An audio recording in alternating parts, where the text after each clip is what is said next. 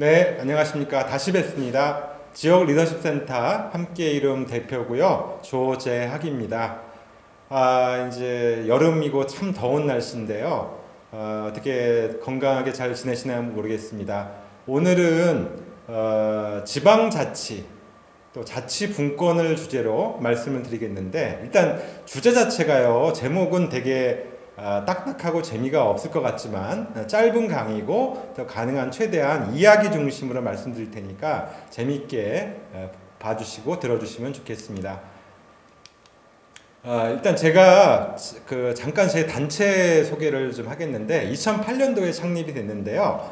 함께 이룸, 지역 리더십 센터 함께 이룸인데, 함께 이룸, 함께 원하는 걸 이루자는 거죠. 근데 영문명을요, 파워 위드라고 졌습니다. 2008년도에. 보통 뭐 함께 그러면 위드 어쩌고 뭐 이럴 것 같은데 파워 위드라고. 즉 권한을 함께 공유해야, 요새 말로 얘기하면 분권이죠. 진짜 원하는 것을 함께 이루기 위해서는 권한의 공유가 핵심이라고 하는 생각을 예전부터 가지고 활동을 했었고요. 그런 맥락에서 우리가 얘기하는 자치분권이라고 하는 것이 조금씩 우리 현실로 다가오는 것 같아서 굉장히 반가운 마음을 가지고 있다는 말씀을 좀 드리고요. 이거 누군지 아시겠어요? 옛날에 아주 유명했던 분인데, 소련 공산당 서기장이었던 고르바초프인데요. 이 머리에 지도 있으신 분, 혹시 어르신들이래. 선배, 상대적으로 젊은 분들은 모르겠지만 한 40대 이상 되시는 분들은 기억이 나실 겁니다. 소련의 민주화, 개혁 개방을 가져왔던 고르바초프인데요. 고르바초프가 어느 지역의 당 서기로 일을 할 때 어느 날 밤에 운전을 하고 가는데요. 앞에서 트럭이 가고 있는 거예요. 감자를 틀은 트럭이. 그런데 자꾸 이제 감자에 물건이 떨어지더라는 거예요. 그래서 걱정이 돼가지고 트럭을 쫓아가가지고 차를 빵빵빵 해가지고 라이트를 깜빡깜빡 해가지고 차를 세웠는데, 이제 거기서 얘기를 하는 거죠. 이거 자꾸 감자가 떨어지는데 이거 문제라고, 얼른 수습 잘 채비해서 가시라고. 그랬더니 트럭 운전사가 이렇게 얘기를 합니다.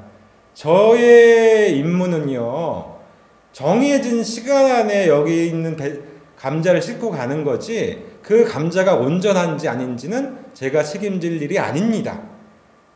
즉 소련 사회가 갖고 있었던 그런 형식적이고 어떤 관료적인 것이 트럭 운전사에까지 나타났던 그 현장을 목격하고 고르바초프가 굉장히 큰 충격을 받고 개혁개방이라고 하는 새로운 생각을 하게 됐다고 하는데요. 제가 이 얘기를 말씀드린 이유는, 우리가 주민자치라고 하는 것을 왜 하는가?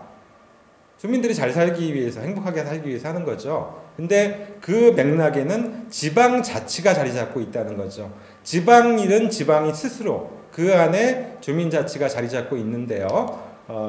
제가 전에 이런 얘기 드렸죠. 우리 집 가구 배치를 하는데 엉뚱하게 식구들이 상의해서 가구 배치를 하는 게 정상인데, 종친회에서 도면에다가 가구 배치도 그려가지고 니네들 이렇게 하거라, 이런 게 말이 되냐고 제가 말씀을 드렸던 기억이 나실 텐데, 그렇죠. 우리나라 지방자치의 모습이 실제로는 이렇다는 겁니다. 지방 스스로 할 수 있는 것보다는 중앙정부가 권한과 예산을 틀어지고 지방정부한테 이래라 저래라 하는 게 너무 많다는 거죠. 이게 정상이 아닌 겁니다. 우리가 그런 비정상의 사회에서 너무 오래 살고 있다 보니까 이게 우리가 막 헷갈리는데요. 뭐가 정상인지 한번 생각해 보십시오.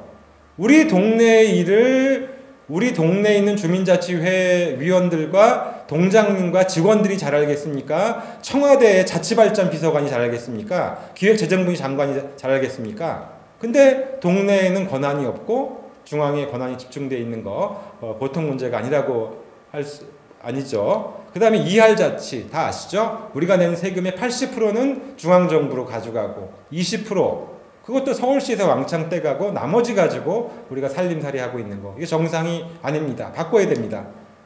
지방자치가 잘 되기 위해서는 단체자치와 주민자치가 튼튼하게 버팀목이 돼주고 양자가 균형이 있어야 되는데, 우리는 지방자치단체, 즉 구청이죠. 쉽게 얘기하면 구청은 굉장히 조직과 인력과 예산이 많은 데에 비해서 주민자치는 상대적으로 굉장히 미약합니다. 이 불균형을 바로 잡아야지. 언제까지 우리가 공무원들한테 이거 해달라 저거 해달라 이렇게 이런 게 아니고 정말 대등한 관계가 되기 위해서는 주민들의 결집된 힘이 필요합니다. 지역사회 문제를 해결하기 위해서 주민들이 힘을 가질 때 행정과 수평적인 관계가 가능하지 말로는 어렵습니다. 지방자치는 제대로 정립되기 위해서는 이중분권이 돼야 된다고 얘기를 하죠. 수직적으로는 중앙정부의 권한이 지방정부로 내려오는 거고요. 수직적인 분권. 그 다음에 그렇게 내려온 권한을 구청장님하고 지방의원들만 행사하는 게 아니라 주민들하고 수평적으로 공유하는 수평적인 분권. 수직적인 분권, 수평적인 분권이 돼야 비로소 지방자치가 본 모습을 찾아간다고 말씀을 좀 드리고요. 지금은 우리는 그 길로 가는 과정에 있다 하는 말씀을 드리겠습니다. 우리가 선거 때마다 느끼지만 선거 때는 유권자들의 목소리를 듣기 위해서 그렇게 열심히 정치인들이 움직이는데 선거가 끝나면 역전이 됩니다. 우리가 찾아다녀야 되죠. 과연 우리의 뜻을 대변해 달라고 대리해 달라고 대표자를 뽑았는데 이들이 우리의 뜻을 잘 대리하고 대변하고 있는지요?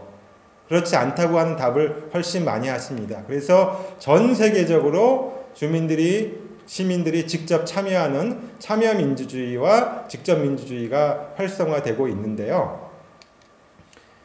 우리 같은 경우는 세계적으로도 아주 자랑스러운 그런 몇 가지 기업들을 가지고 있는데 그 중에 하나가 촛불혁명이죠.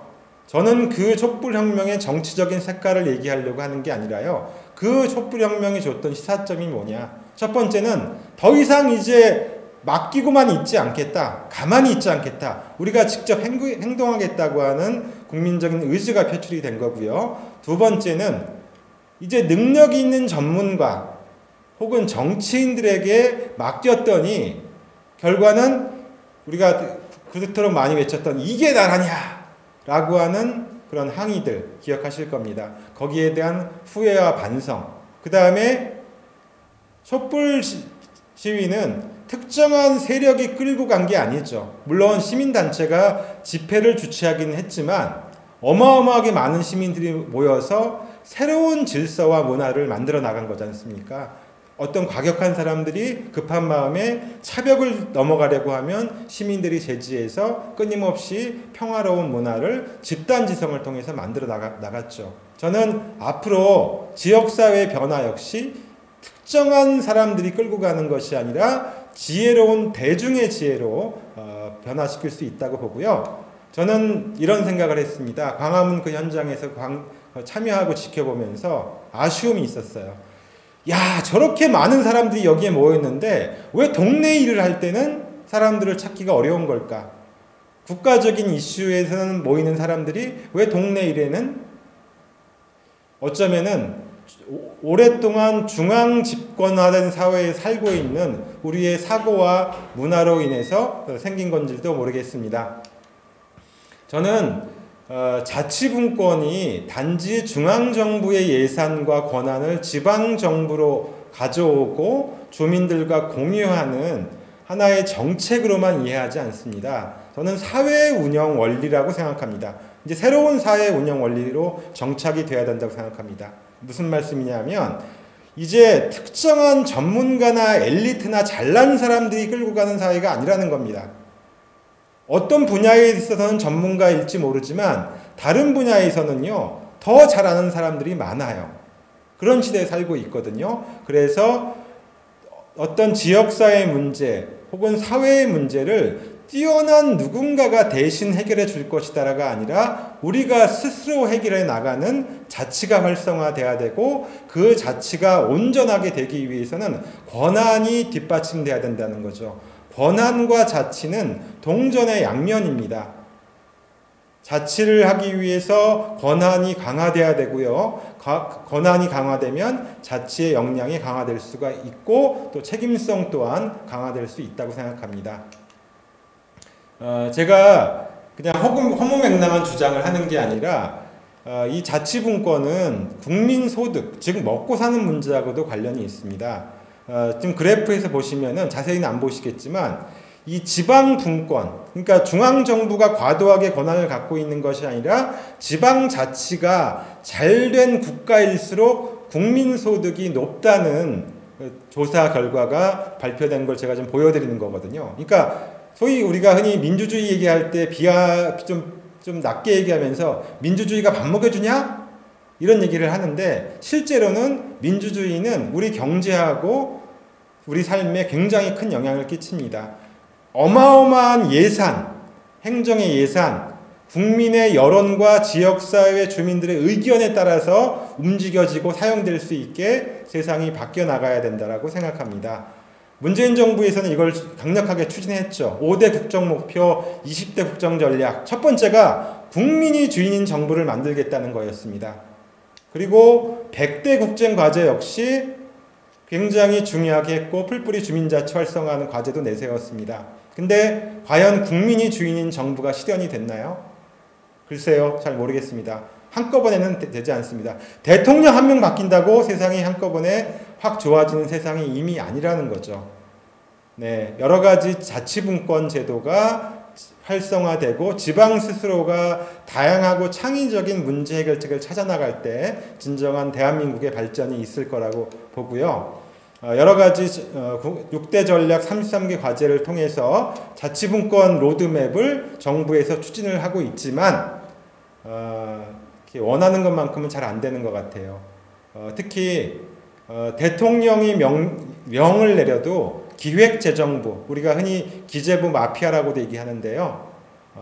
장관이 버티는 거 보셨죠? 네, 여러 번 보셨는데 저도 국정과제에 그 점검하는 TF위원이어서 이제 국민참여예산제도에 관련한 그 점검하는 회의에 몇 차례 참여한 적이 있거든요. 청와대 이제 비서관도 같이 나와서 회의를 하는데 청와대에서 얘기하는 것도 기획재정부 과장이 태클을 걸고 예산에 대해서는 권한을 안 놓으려고 하더라고요. 아무튼 쉽지 않습니다. 그렇지만 우리가 가야 될 길이긴 합니다. 앞으로 우리가 가야 될 사회는 주민의 참여, 시민의 참여를 통해서 정치와 행정 영역에 있어서는 자치가 실현되는 거죠. 지방자치, 주민자치, 단체자치가 활성화되는 정치와 행정의 변화가 필요할 거고요. 생활세계에서는 주민들의 관계망이 더욱 촘촘해지게 그 다음에 이웃과 함께 살아가는 그런 문화가 주민의 참여를 통해서 만들어질 거고 경제적인 측면에서도 시민의 참여를 통해서 약육강식, 승자 독식의 경제 구조가 아니라 서로 의존하고 돕는 호혜적인 경제 공동체, 또 자원이 순환되는, 또 지역이 순환되는 그런 경제 공동체를 만들어가는 것이 중요한 과제라고 봅니다. 엘빈 토플러라고 하는 굉장히 유명한 학자가 한 얘기를 마지막으로 들려드리겠습니다. 제가 말씀드린 지방자치, 자치분권이 우리가 가야 될 길입니다. 근데 이미 기득권을 가지고 있는 사람들이 있기 때문에, 세력이 있기 때문에 쉽지 않습니다. 토플러는 제3물결의 정치를 통해서 이렇게 이야기를 했습니다. 오늘날 결정적인 투쟁은 산업사회를 옹호하고 유지해 가려는 자, 즉 중앙집권주의자를 얘기하고요. 그것을 뛰어넘어 전진해 가려는 자, 권한을 분산하고 나누려는 분권주의자 간의 싸움이다. 이것은 내일을 위한 거대한 투쟁이다. 그렇다고 저희가 머리띠 메고 데모하러 가자는 말씀은 아닙니다. 우리가 일상 안에서 주민들이 스스로 동네 문제를 발굴하고 해결하는 힘을 길러갈 때 우리가 우리 동네 문제는 우리가 제일 잘 해결할 수 있어. 이런 힘들이 만들어질 때 우리가 원하는 지방정부 스스로가 주민들의 주권이 실현되고 주민들의 뜻과 의지가 반영되는 지방정부, 대한민국으로 변화할 수 있다고 믿고요. 그런 면에서 주민자치회는 자치분권을 열어가는 가장 중요한 전진기지, 전초기지라고 생각을 할 수가 있을 것 같습니다. 아무튼 우리가 원하는 것들이 요구에 의해서가 아니라 우리 스스로 결정해 나가는 자치와 분권이 실현된 사회를 위해서 저도 열심히 고민하고 노력하겠습니다. 고맙습니다.